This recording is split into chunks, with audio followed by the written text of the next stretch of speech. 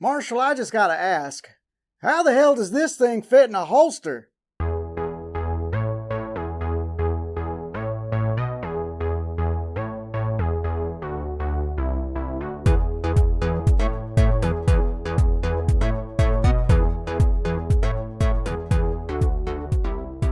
Hey everyone, welcome to Mike's Little Lookbacks. On this episode, we're going back to 1987 to explore a toy commercial. A cartoon that was intended to bring back the popularity that He-Man had created before it. The name of this show is one that draws blank stares from pretty much everyone I mention it to. This is my little look back at BraveStarr. BraveStarr was a space western kids cartoon produced by Filmation that ran for 65 episodes beginning in September of 1987. Before BraveStarr, Filmation had also produced Star Trek the Animated Series, He-Man and the Masters of the Universe, and the cartoon version of the Ghostbusters. Hello, I'm Peter. Where are you from, originally? Sorry, Pete. Wrong Ghostbusters. While the Ghostbusters was not one of Filmation's hottest commodities, He-Man and the Masters of the Universe was. In fact, that joint venture between Mattel and Filmation was the first cartoon specifically created to advertise a line of action figures, and it paid off big time. He-Man and the Masters of the Universe became so successful, it got a spin-off series in She-Ra Princess of Power, and it made Mattel feel a little bit better about passing on the licensing rights to make Star Wars action figures in 1976. It would seem that He-Man really did have the power. But by 1987, that power had faded big time, likely due to multiple factors, including that the show hadn't produced new episodes since 1985, the plethora of cartoons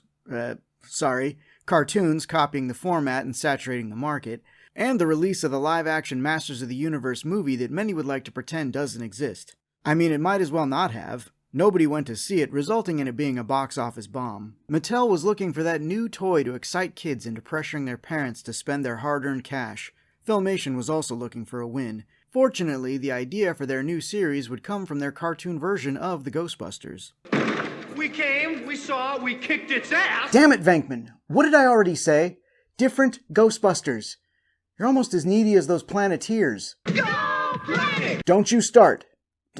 Don't do it. Every great story needs a great hero, but in BraveStarr's case, the whole idea for the show came from one of its villains. In 1984, the concept art for Tex Hex was created for the Ghostbusters cartoon. Sorry, I was just waiting for Venkman to chime in again. We're the Planeteers!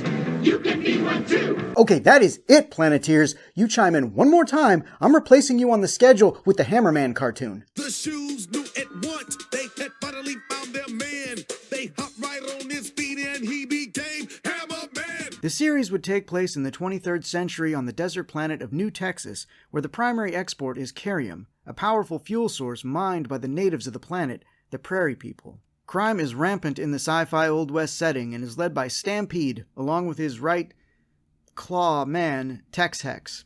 Who stands against these bandits? The law. The marshal for whom our show is named, BraveStarr. Just your average lawman with Native American ancestry, voiced by a white guy. The kind of hero that was popular at the time, basically useless until they summoned up their magical powers. What were those powers? Strength of the bear, ears of the wolf, speed of the puma, and eyes of the hawk. Wait, are those powers, or was BraveStarr a furry? Ears of the wolf. What an idiot. The wolves have tiny ears. Ears of the rabbit.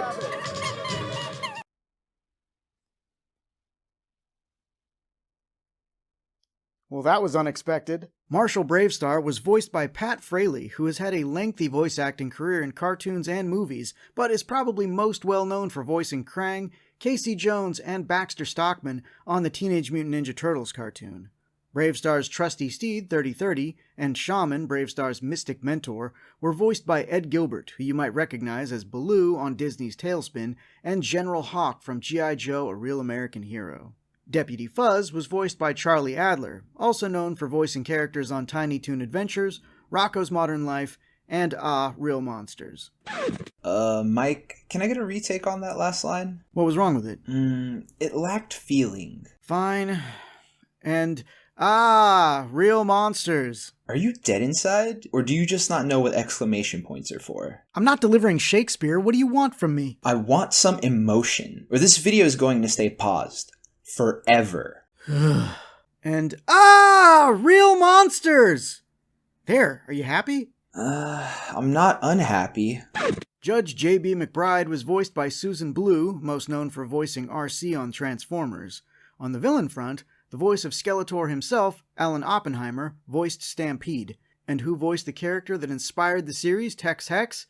Charlie Adler. Wait, Deputy Fuzz? Did like 5 people voice the entire cast? What's that? They basically did? Okay then. Hopes were high that Bravestar was going to hit the same heights as He-Man and the Masters of the Universe. Mattel released a line of action figures and toy Neutra laser guns a year before the series premiered, as well as other toy tie-ins. They even started planning and prototyping the second wave of figures. There was a computer game, there was a theatrical animated film that was released in 1988, and there was a spin-off series in production called Bravo. So, with all these irons in the fire, was BraveStarr a success? Well, if you started this video by asking yourself, what the hell is BraveStarr?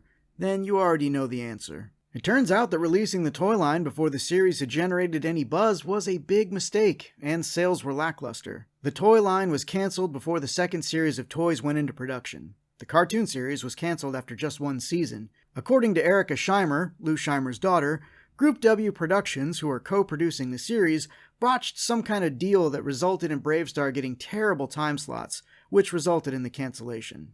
In the aftermath, the Bravo pilot was never aired, and BraveStarr the movie, which gave the backstory on the world of the series and its characters, released on March 18, 1988, after the series had already been cancelled. While it received positive reviews, it had a very limited release and failed to make any money at the box office. Why would you release the origin movie after the first season of the show? Even if the series had done well and a second season was ordered, why would you do it that way? It sounds like the mishandling of everything ended what could have been a successful series. They should have released the movie either slightly before or in line with the release of the toys to generate some buzz, and then follow it up right away with the launch of the series. I bet someone got fired over this. 1 year after the release of BraveStarr the movie, Filmation would close its doors permanently. BraveStarr would be the last cartoon series produced by the studio, though I would like to point out that the studio closing is not the fault of BraveStarr's failure. The studio's parent company, Westinghouse Electric Company, was in the process of selling the studio to Paravision International and then decided to shutter the film studio before the deal was complete. It's a tragic end for a studio that made so many memorable cartoons. As for BraveStarr, it really is a shame that the property was so mishandled. A space western sounds like it should have been a slam dunk. I don't care, I'm still free. You can't take the sky from me. Hey, there's no need to get nasty. Anyway, even though I have some fond memories of the show from when I was a kid, the time has come to rewatch an episode and see if it holds up or if I'm remembering it with nostalgia goggles on. Let's get this recap started for the episode To Walk a Mile. We open on what has to be one of the worst cartoon theme songs in the history of ever. Just listen.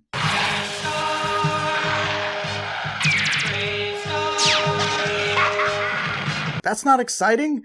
They sound bored to be saying our hero's name.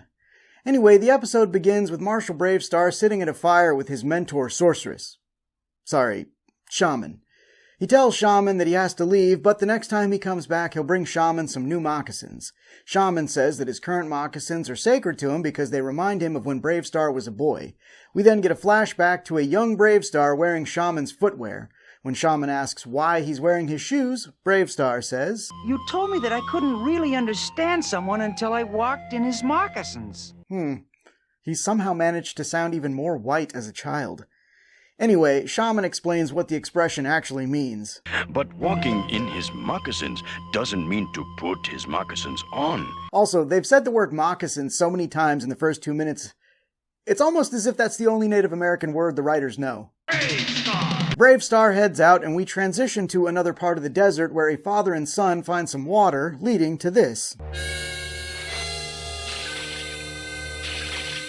You don't just run up and start drinking from a pond of standing water. Stagnant water is a breeding ground for bacteria and parasites.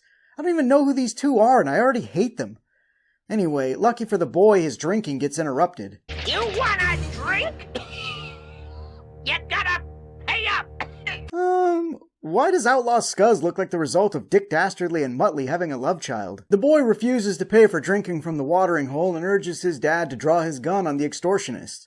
The dad sighs in defeat and says that they'll find a different watering hole, but Scuzz says they have to pay no matter where they go. He claims that they're deputies, but the boy challenges them, demanding to see their badges, leading to this little nod to the film The Treasure of the Sierra Madre. Badges?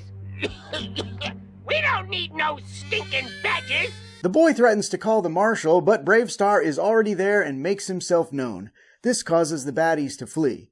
BraveStarr gives chase, and after being fired upon, he retrieves his neutralizer from his butt? ? And fires back. BraveStarr then tackles the dingo while his horse/friend/deputy 3030 continues pursuit of Scuzz. We then see the first use of BraveStarr's powers in the episode. Unlike He-Man, who would get his strength from the Sword of Power, BraveStarr can call on 4 separate animal spirits. Strength of the bear, which makes him far stronger than a bear. Speed of the puma, which makes him far faster than a puma. Eyes of the hawk, which lets him see things no one else can see. And ears of the wolf, which gives him super hearing. Sometimes. He uses Speed of the puma to catch up to 3030. They then use a shortcut to get ahead of Scuzz and set a trap for him.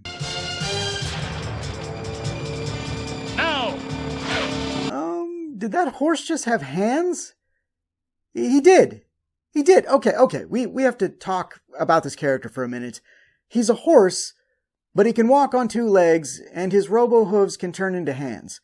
He's also intelligent, can speak, and was deputized. Yet BraveStarr insists on riding him like a horse. Now, look, if everybody rode these mecha horses, that would be something, but they don't. They all have their flying jet bikes designed to look like cattle. And we've already established that BraveStarr can turn himself into the Flash and move faster than 3030 in horse form, so what kind of kinky shit is going on here? Scuzz says that there's been a mistake and that they didn't do anything wrong, prompting BraveStarr to say, Is that right? Then why'd you run? Why does BraveStarr sound like Matthew McConaughey in a Magic Mike movie? But I think I see a lot of lawbreakers up in this house. BraveStarr tells the prospector that if he presses charges, he'll lock Scuzz and the dingo up, but the prospector isn't interested in causing any trouble. BraveStarr recognizes the prospector as a marshal and starts to say something, but is cut off by the man who clearly doesn't want anyone to know that he had a past as a lawman. Without charges, BraveStarr is forced to release the bandits and send them on their way. As BraveStarr and 3030 are heading out, we learn that the prospector's name is Lucas Conway, and just like BraveStarr, he was a planetary marshal. We cut to Scuzz being berated by a 2-headed cyborg vulture named Two-Face. Wait, what? I'm not calling them that. That's a DC character. I'm not getting sued. Two Beaks gets upset when they hear the name Lucas Conway, as he was the marshal that put them in jail. When they hear that he has a son, they come up with a plan to get revenge. They head to Lucas's camp and wait for him to head out, leaving his son Mark there alone. Quiet! You cough any louder and you'll warn him off! I'm pretty sure your chastising was louder than his coughing, but okay. Mark gets lured away and put to sleep with some kind of a beam from Twin Beaks' chest. Lucas sees a distress signal from the camp and rushes back to find Scuzz waiting for him with a communication device, resulting in... If you want him back, you'll have to come and get him! But they didn't tell you where they were. How are you supposed to find them? I mean, I guess maybe everybody already knows where they are? What? Oh, 2 Beaks, 1 Cup? Yeah, no, he lives up in that volcano lair. You know, the one with the lava moat? Can't miss it. Ain't you a beaut? Anyway, Lucas tells BraveStarr, and we get more of his backstory to learn why he's such a pacifist now. The deputy and I caught up with him. Didn't even stop to think before I started shooting at those robots. And I hit my own deputy! Did you, though? I've reviewed the tape, and I'm pretty sure your deputy was at fault here. In fact, you know what? IA is not even going to launch an investigation. Lucas says that he hasn't touched a gun since that day, but... why did you stop BraveStarr from arresting Scuzz earlier? BraveStarr had already handled the violence. All you had to do was say yes, lock him up, and your son wouldn't have been captured by beaky blinders. Anyway, At the volcano lair, Mark is introduced to the guard that's going to keep an eye on him. Its name is Robo Shooter. It's also a little surprise for your father. Why does that thing look like it's designed to suck start a robo-horse? Are you trying to get revenge or gift Lucas a sex bot? Outside the lair, BraveStarr is trying to figure out how to get in, leading to...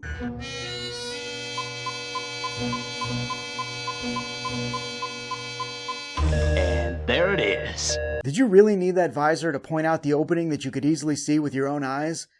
Seems like this also could have been a prime spot to use your eyes of the hawk, but you're right, pace yourself. Mark has time. The baddies activate a trap that destroys the bridge, but BraveStarr uses his strength of the bear to seal off the lava flow, and 3030 uses his robot horse legs to create a new bridge.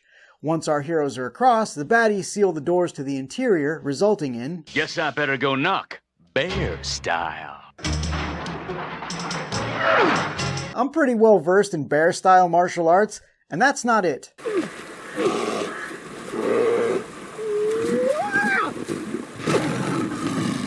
Inside the lair, BraveStarr uses his Ears of the Wolf ability to locate where Mark is being held. I'm in here! That way. Mark's...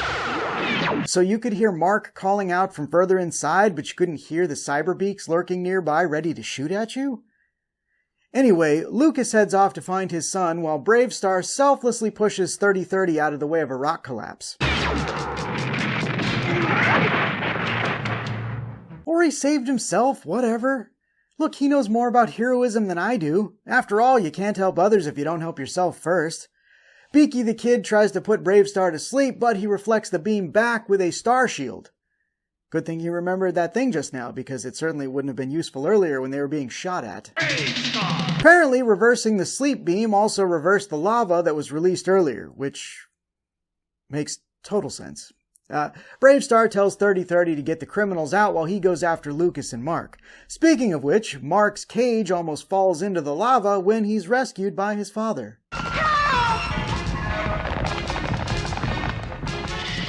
Wait, if this loser can just bend metal bars, why does BraveStarr ever need to summon the strength of the bear?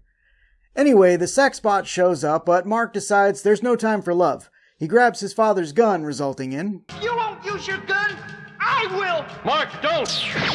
Ah, my leg! Look, I get the message of the episode is don't play with guns, but the message reads, don't grab a gun and make a dumb declaration while in a gunfight.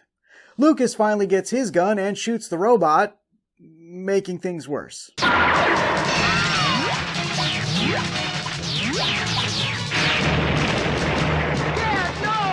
BraveStarr shows up, dispatches the robot, and says, Hang on, Mark. We gotta get out of here in a hurry. Okay, a little strength of the bear to pick them both up and then speed of the puma to get out of there? Or just casually jog out, that works too. The volcano explodes, and for a brief moment, 3030 thinks that BraveStarr didn't make it out. And I gotta say, he doesn't look too disappointed. Probably just glad to be finally rid of the guy that's always treating him like a common horse. Anyway, it's quickly revealed that BraveStarr, Lucas, and Mark all did make it out. Back in town, Colonel Sanders tells Lucas that he's got a nasty bump, but will be otherwise fine. Mark tells BraveStarr that he used to think his dad was a coward because he never used his gun, leading BraveStarr to say, You don't really know a person until you've walked a mile in his moccasins. I think you've just walked more than a mile in your dad's. No, he didn't. Lucas accidentally shot someone and felt guilty about it. Mark shot himself and discovered that laser thing hurt. Not the same. Not at all. The main story ends with Mark and Lucas making up and giving each other a hug, but the episode does not end there. No, it doesn't. Following in the He-Man format, every episode has a moral injected into it to keep parents off of Filmation and Mattel's backs for basically making half-hour toy commercials. The moral would always be brought up again at the end of the episode so that dumb kids watching got the point. The moral of this story is that sometimes you have to walk in someone else's shoes to better understand them. BraveStarr reiterates this point to 3030, resulting in, You know, if you'd walk a mile in my horseshoes, maybe you'd understand me better. I don't think so, you stupid horse. Now get on all fours. I want to dominate something. You done gone and made me mad! While I have fond memories of watching this show as a child, I can see that it's a little problematic now.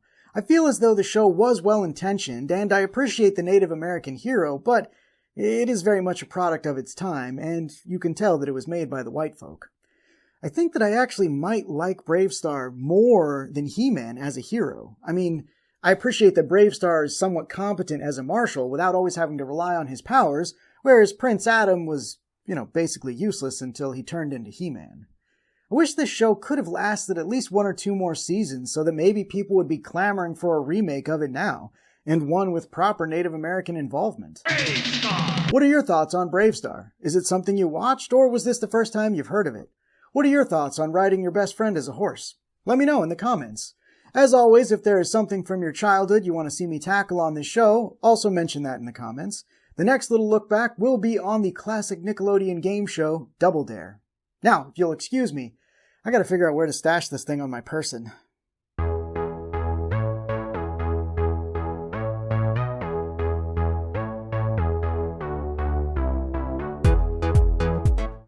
So I have a question about this gun. There's a scope here, and I can look through it. And then there's also a scope here. But why? Unless you're supposed to look through them both at the same time, which seems impractical for shooting someone. This is a very peculiar design. For what is an otherwise good-feeling gun. I know my wardrobe does not quite reflect the whole Bravestar theme, but this was all I had in the Old West style. And frankly, if you're expecting a different costume when I review Hey Dude, you're going to be very disappointed. Oh, why does it look like I'm trying out a cheap Garth Brooks cosplay? Thanks for watching, everyone. If you enjoyed this video, please consider giving it a like and a share. It really goes a long way to helping out the channel. Don't forget to subscribe and click that bell icon to be notified when more Little Look Back episodes go up. Thanks, everybody.